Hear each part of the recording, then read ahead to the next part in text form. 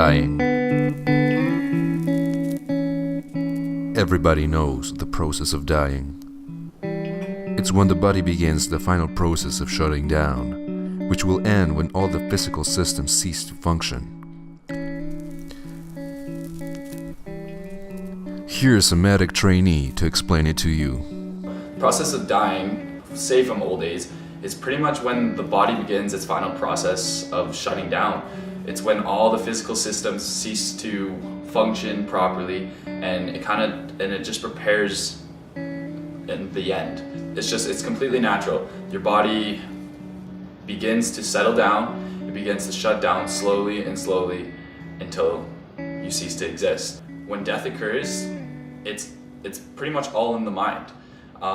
When you pass away, there's so many hormones that are being engaged at the time, but the one I could say is DMT. During the time of death, DMT is secreted from your brain, and it creates that kind of movie-esque standpoint where it says you kind of relive your memory. It's the way of your body coping with your conscience and saying that everything's going to be okay, and that's when you pass away.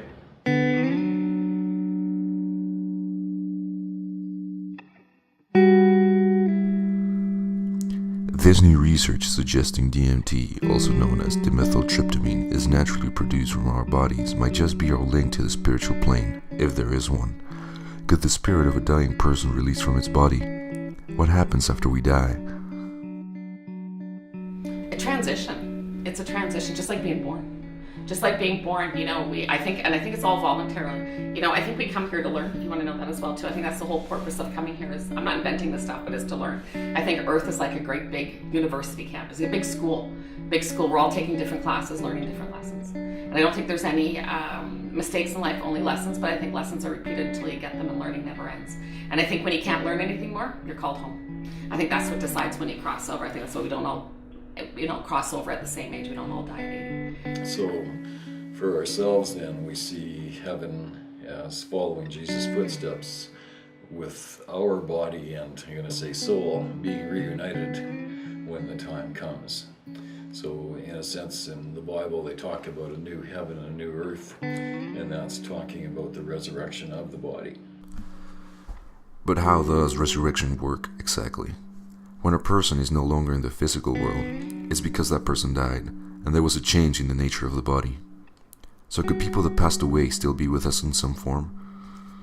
I don't think we really die, we just change form. We just change form. It's not like we're here and they're there. It's all here. Everything's just vibrational. We're all vibrational beings, right? Just operating at different vibrations. I think it's a parallel universe that's right there. So I don't think we die. I think we just change form. So, I think our souls are constantly a work in progress. I think there's things that we do once we cross over for progression of our soul. I'm not sure exactly what they are, but not to know everything.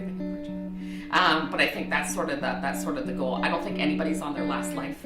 I think we all are still going to reincarnate based on the Dalai Lama and Deepak Chopra. Those guys kind of know. So the idea is that every lifetime you move forward, and I guess we're striving to get to some place of perfection or nirvana or something like that. So even the Dalai Lama says, "Oh, I've got arthritis and I wear glasses." So if he's coming back, we're all coming back. But I think it's like about 100 life years.